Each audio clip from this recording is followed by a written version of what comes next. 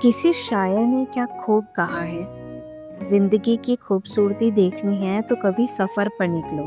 जिंदगी की खूबसूरती देखनी है तो कभी सफर पर निकलो। सही और गलत लोग भी मिलेंगे, सही और गलत रास्ते भी। शायर ने तो क्या खूब कह दिया, लेकिन हमारी आरोही को इस रास्ते पर कैसे लोग मिलेंगे। चलिए बिना किसी देरी के शुरू करते हैं नूरे कलम की लिखी इस कहानी का एपिसोड 4, शिमला। आरोही ने सुबह से ही घर का सारा काम निपटा लिया था। अब वह वैद्य सुंदरम का इंतजार कर रही थी। वैद्य सुंदरम हमेशा की तरह जब दोपहर में घर लौटे तो आरोही ने आगे बढ़कर उन्हें पानी का गिलास दिया। सुंदरम ने मुस्कुराते हुए कहा, अरे बेटा, तुम हमेशा इतनी मेहनत करती रहती हो। सच में तुम मेरी बहुत मदद करती हो। सुंदरम की बात सुनकर आरोही हल्की सी मुस्कुरा दी, लेकिन उसके चेहरे पर एक अजीब सी उलझन झलक रही थी। सुंदरम उसकी तरफ देखकर बोला, क्या बात है आरोही, तुम्हारे चेहरे पर आज कुछ अलग सा लग रहा है। अगर तुम कुछ कहना चाहती हो तो बिना हिचकिचाहट के कहो। तुम मेरी अपनी बेटी जैसी हो। आरोही ने थोड़ी देर तक चुप्पी साधी। वह शायद शब्दों को ठीक से चुनने की कोशिश कर रही थी।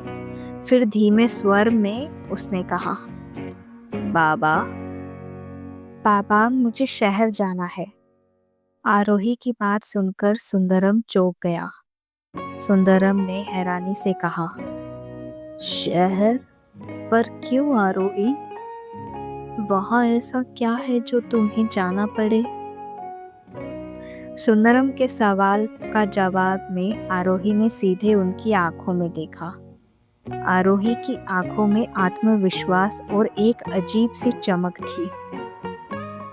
आरोही ने कहा, पापा, मेरी याददाश्त लौट आई है। मुझे अब सब कुछ याद है और मेरा कुछ जरूरी सामान गोवा में है। मुझे वो जल्द से जल्द चाहिए। आरोही के शब्द सुनकर सुंदरम को मानो झटका लगा।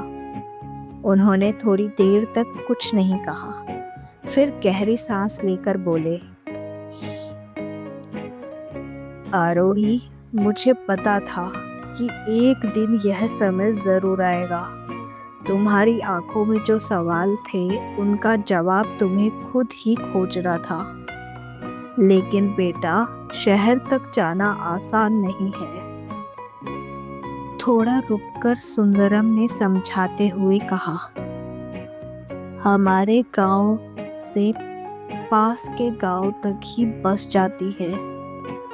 वहां से तुम शिमला तक पहुंच सकती हो, लेकिन शिमला के आगे का रास्ता मुझे नहीं पता, क्योंकि मैंने कभी हिमगिरी गांव से बाहर कदम नहीं रखा। आरोही ने सुंदरम की बात ध्यान से सुनी और फिर मुस्कुराकर कहा, बाबा, मुझे बस आपकी आशीर्वाद चाहिए। आगे का रास्ता मैं खुद देख लूंगी।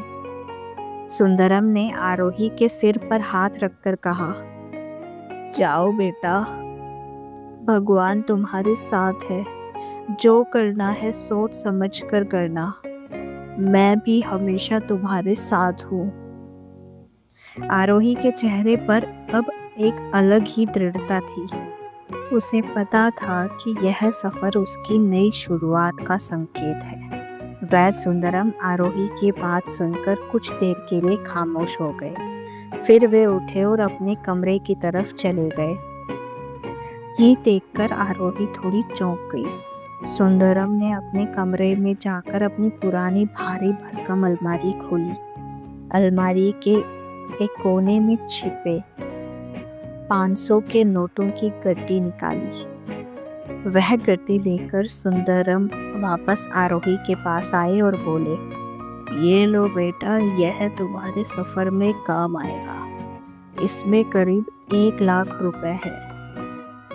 आरोही ने नोटों की गड्डी देखकर तुरंत मना करते हुए कहा, नहीं पापा, मैं ये पैसे कैसे ले सकती हूँ? ये आपका मेहनत का पैसा है।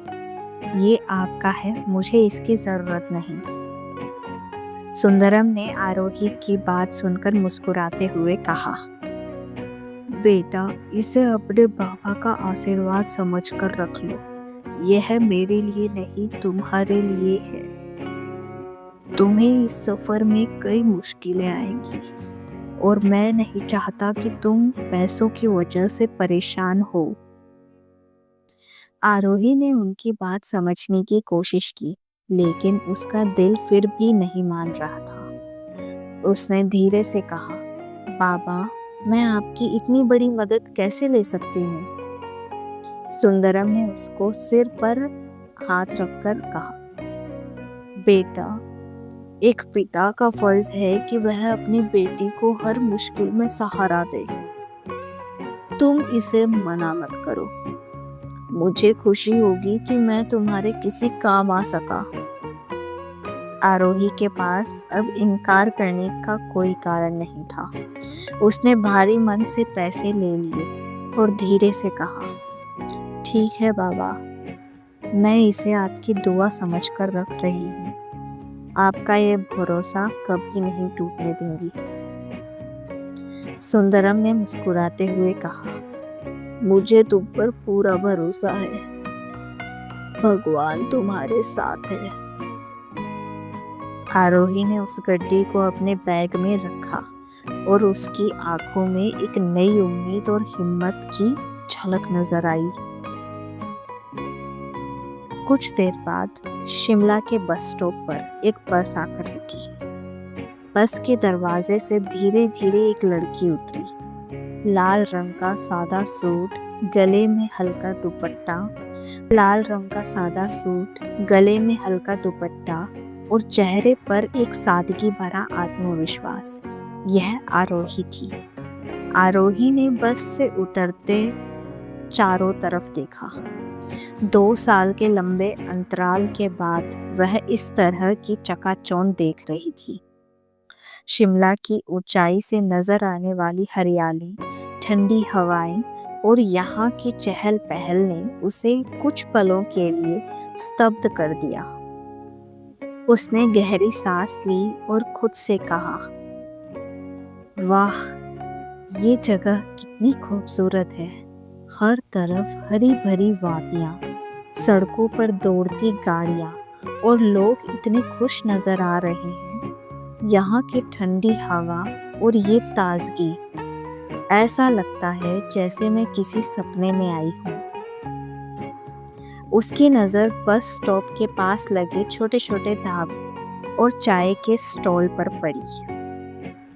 वहां से उठती चाय की खुशबू ने उसे याद दिलाया कि उसने सुबह से कुछ नहीं खाया था। उसने मुस्कुराते हुए कहा, 2 साल तक हिमगिरी के सन्नाटे और शांति में रहने के बाद यह शोरगुल और रौनक किसी और ही दुनिया का एहसास कर रही है। सच में ये शहर अपने आप में एक जादू है। आरोही ने खुद से ये कहते हुए धीरे से अपने बैग को ठीक किया और बस स्टॉप के बाहर की ओर बढ़ गई। उसके मन में नई उम्मीदें और अनजाने रास्तों को तलाशने का जोश था। शिमला की वादियों ने मानो आपका स्वागत किया। शिमला के बस स्टैंड पर खड़ी आरोही के चेहरे पर एक अलग ही दृढ़ता झलक रही थी। उसका दिमाग तेजी से चल रहा था और वो अपनी अगली चाल सोच रही थी। सबसे पहले मुझे अपना एक पहचान पत्र निकालना होगा, फिर एक फोन लेकर अपने पुराने सिम कार्ड को वापस लेना होगा। तभी मैं अपने उन सभी खातों को एक्सेस कर पाऊंगी जो डॉक्टर आरोही के नाम से है। आरोही ने ये सब खुद से मन में कहा। आरोही ने तुरंत एक साइबर कैफे ढूंढा। वहां जाकर उसने अपने फिंगरप्रिंट का इस्तेमाल करके अपना पहचान पत्र का प्रिंट आउट निकलवाया। फिर उसने अपना पुराना सिम कार्ड भी वापस ले लिया, क्योंकि उसका फ़ोन और बाकी का सामान उस अजीब सी लैब में छूट गया था। वैद्य सुंदरम बाबा के दिए हुए पैसों का इस्तेमाल करते हुए आरोही ने अपने लिए एक नया फ़ोन खरीदा। अब कम से कम मैं दुनिया से संपर्क कर सकती हूँ, आरोही ने फ़ोन को देखते हुए खुद से कहा। उसने फ़ौरन अपने फ़ोन में सिम डाला और अपने खाते को एक्सेस किया। आरोही को याद आया कि एक बार उसने विदेशी व्यक्ति का इलाज किया था, जो अपने परिवार के साथ भारत घूमने आया था। वह विदेशी आरोही के इलाज से इतना प्रभावित हुआ था कि उस आरोही को 3 करोड़ रुपए दिए थे। जब आरोही ने अपना बैंक खाता चेक किया तो उसने देखा कि वह 3 करोड़ रुपए अब भी सुरक्षित पड़े थे। शुक्र है, ये पैसे अब भी सुरक्षित हैं, आरोही ने एक गहरी सांस ली और मन में ये कहा। फिर वह अपने अगले कदम की योजना बनाने लगी। उसकी जिंदगी का नया सफर शुरू हो चुका था, लेकिन अब वह किसी और के बनाए नियम नहीं मानने वाली थी।